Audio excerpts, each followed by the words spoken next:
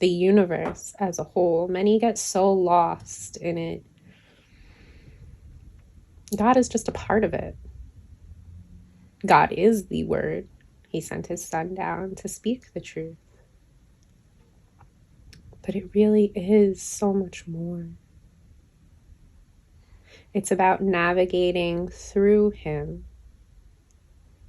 to see that truth. Because it flows through us all. Yes. It's inherent. But it's recognizing that. Yes, and it's a commonality amongst the people to have a common belief in a god or gods or whomever the deity comes to be individually. And it's not necessarily wrong, as it's all, most is revolved around the truth of the universe. But it is about our belief systems and what we hold to be true and core values, and that makes our core frequency. And then within our core frequency becomes speaking our truth and living our truth and navigating life on earth and dealing with such things as extraterrestrial energies and entities, and knowing that it is not to fear, but it just is. For example, in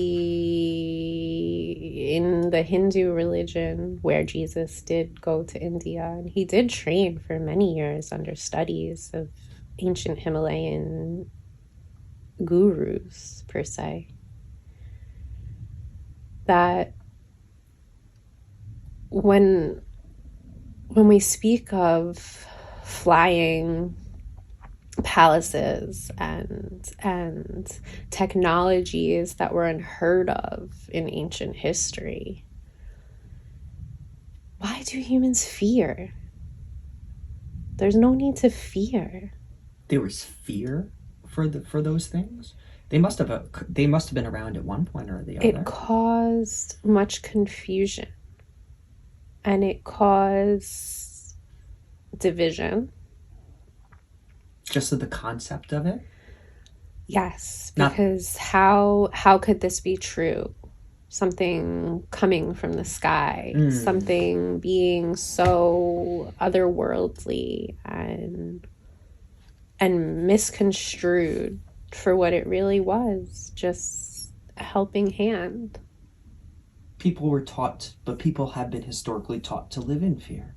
Yes. And that's why Yeshua was brought here, though, to change that around. Yes. So when he spoke his true word, he was speaking his word based on global experience, based on history, based on God's word, based on others' experiences. Yeshua never learned from another culture or another background or another honored deity with judgment, because that is not what God's word is. Absolutely not. He ultimately embraced their experiences and their historical experiences dating back, as I'm getting, eons, and and these cannot be discounted. These are legitimate experiences of our human race, and he is here to speak the truth, to let all know that it is as it should be, and it is well with your soul. Wow. So his wisdom was not his information. It was so powerful because not only did he have the full experience from source and he had all that information, but he had this collective wisdom of humanity and how people live too. So it wasn't like it was a very sheltered perspective. He actually had the widest perspective that anybody ever could have. Absolutely. And so many, especially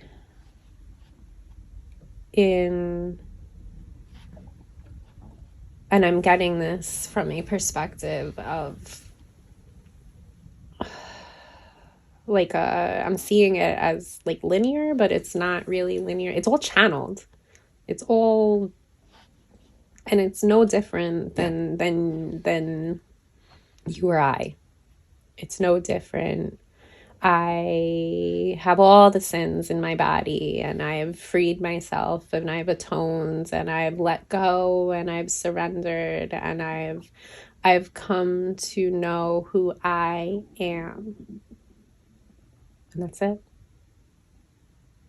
There's no judgment in Yeshua. There's no ultimatum. There is healing. There is hands-on healing, of course, but there is no harm. There is no malice intent, and it is all misconstrued. But that's the balanced energy. This unconditional love is loving not only the positive things, but also the negative things, because everything is both. Yes, and his overall message is that as we grow, as time goes on, that we know this, truth, that we renounce the false prophecies, the false religions, the false societal expectations, the false notions of who we should be and where we should be and what we should do with our lives and who we should marry and who we should do business with and who we should levy taxes and who we should put our services and taxations and all of our nonsensical made up human rules. Yes. That's all they are rules. And as Yeshua comes through and speaks these truths, there are those then who it speaks to their soul, and they know, and they don't necessarily need to shout from the rooftops. They just go about their life in a humble manner, just living their truth. And those are your shining lights. Those are the humans who are here to be of service to humanity, and that is what it's all about. And then you have the complete opposite divide, where you have the ones who are ultimately in a state of fear and a state of feeling threatened in their well-being, but all it is a matter of how they were raised, and they were raised, and they were raised, and they were raised, and then how they believe their truths to be. And it is truly an act of shunning out the light. Yes. You cannot shun the light. You cannot run away from the light. And that brings me to the power of being even conceived as the most evil human, the most evil doer. You can be behind bars and cell and at your last meal, and you still have that shining light within you.